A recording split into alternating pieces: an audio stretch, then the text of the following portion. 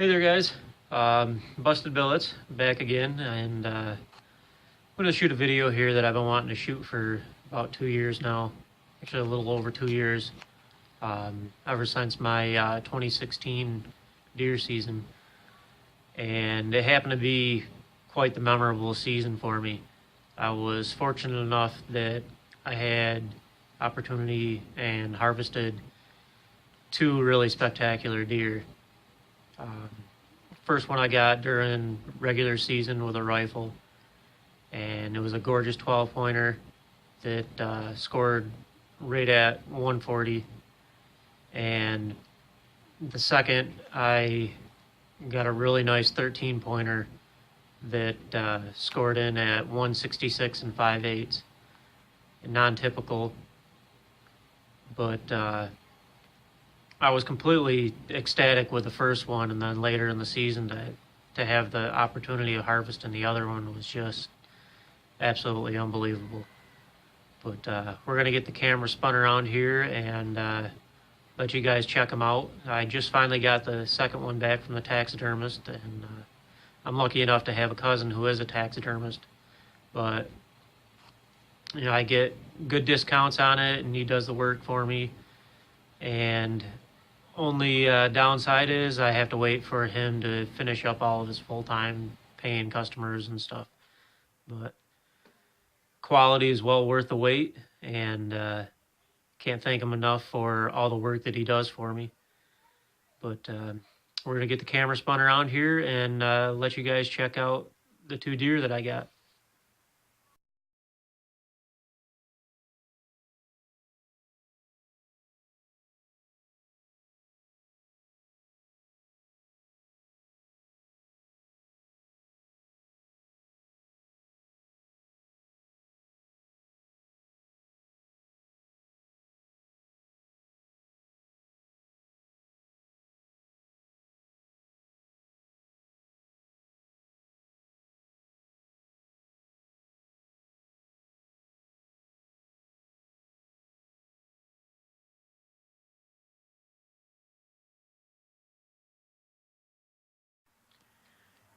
All right, guys, so this here is the 12 pointer that I shot during regular season. And as you can see, he's got a real beautiful 6-point side on his right-hand side, and real nice 5-point side on his right-hand side. And then up off of his brow tine, he's got just over a 1-inch little hook that sticks out on the back side there.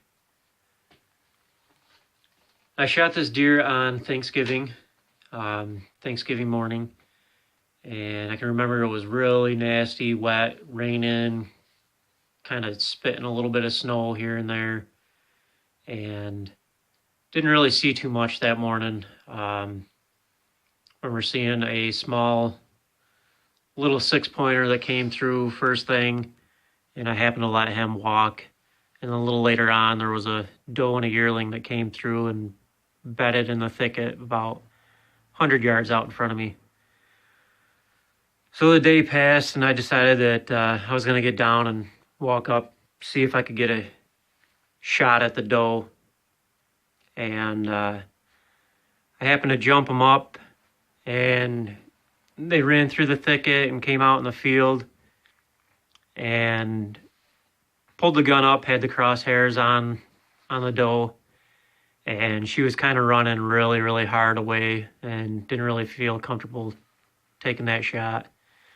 So I went to drop the gun back down and happened to notice this guy running behind him. So pulled the gun back up, had the crosshairs on this guy, and just like the doe, he was running hard, almost straight away from me. And all I could do was sit there and just pray and pray and pray and pray and hope and pray that this guy would finally just stop and turn and give me a shot. And he had gotten out to about 80 yards out, and just like it was written in a script, he stopped and turned broadside and gave me a wide open shot.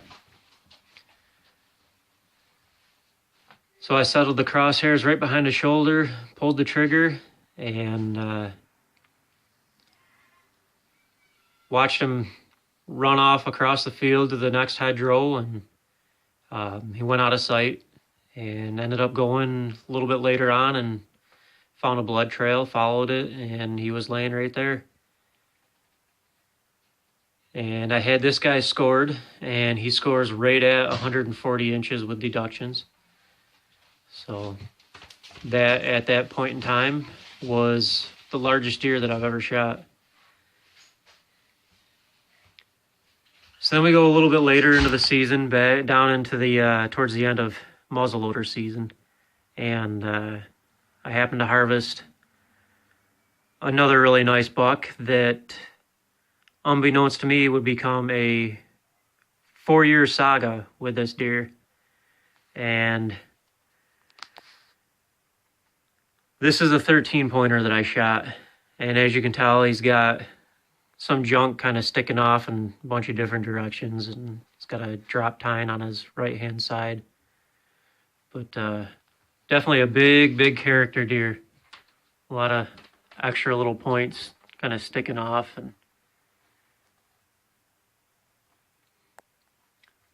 But yeah, I was completely ecstatic after shooting the 12-pointer, and just never could have dreamed that my year could get any better. But I mentioned that it's become a saga with this deer. Well, apparently, I had shot this deer during 2016 season, and apparently this deer must have been frequenting my uncle's property in 2015, because he happened to drop his sheds out there on my uncle's property, unbeknownst to me, until the year after harvesting him in early spring of 2017. I was out walking along, and I happened to walk up on this here. Now this, you can definitely tell with all the same exact characteristics and everything of that this is definitely his side from the previous year. So that takes us through 2015 when he dropped them, 2016 when I was able to harvest them, 2017 when I found this one. I was out there the other day, and I happened to come walking up on this. And when I first saw it, I knew without a doubt that there was no doubt in my mind, but I ended up finding his other side 4 years after he dropped them.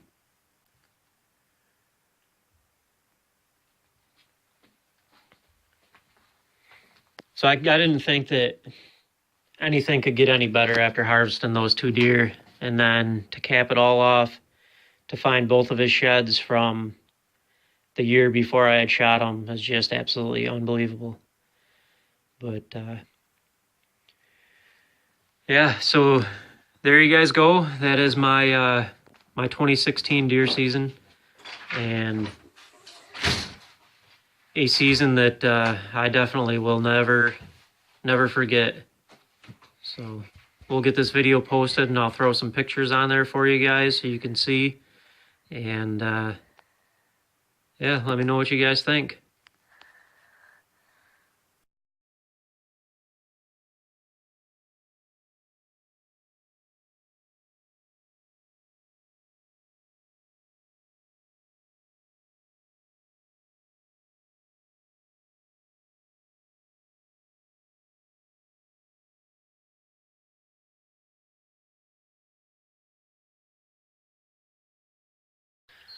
Well, hello there, guys. It's Busted Billets, and figured I'd come out here. This is the property that I usually hunt, owned by my uncle.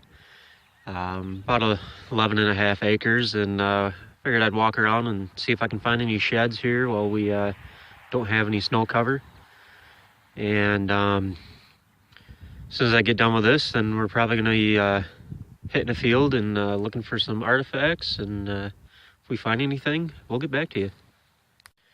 All right there, guys. So we've been out here walking maybe about 15 minutes or so, and I'm gonna see if you guys can pick this thing out here.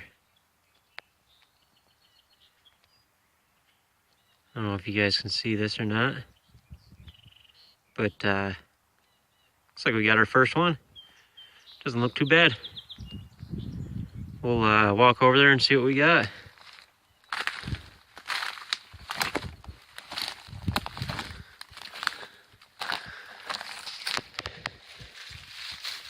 Nice. Let's get the zoom back out here so you guys can see this. But, not a bad 8-pointer. Looks like it's probably been here since last year, but yeah, we're gonna keep looking and see if we can get anything else. Oh my goodness, guys, I cannot believe this. Walking for a while here, and last year, or not last year, but the year before, I had a phenomenal hunting season. Was able to get a really nice 12-pointer during gun season, and then late season muzzleloader, I shot an absolute freaking giant. Scored 166 and 5/8, non-typical. And last year, when I was out here searching, I walked up on his right-hand side from the previous year that he had dropped. And walking around now, and I just found his left-hand side. There's no mistake in this at all. That is absolutely freaking incredible. Wow. It's got quite a bit of chew damage on it, but yeah, nonetheless, we're gonna get this guy cleaned up, and he's gonna go right next to the other one. Unbelievable. Well, we're gonna keep looking, and we're gonna get back to you guys if we see anything else.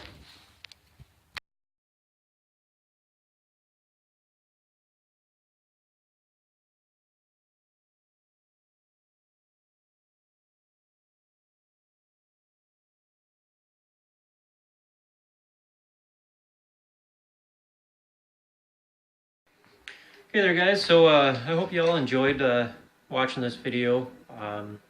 I've definitely been waiting quite a while to do it, and figured I'd know everything I wanted to say when it came around time to making this, and I'm still lost for words when it comes to really explaining and showing, you know, how incredible it really was. But I will be getting some more videos posted here soon.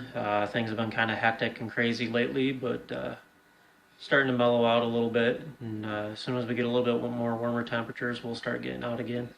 And yeah, I definitely appreciate you guys' comments, and hope you all enjoy it. Until the next one, we'll see you guys later.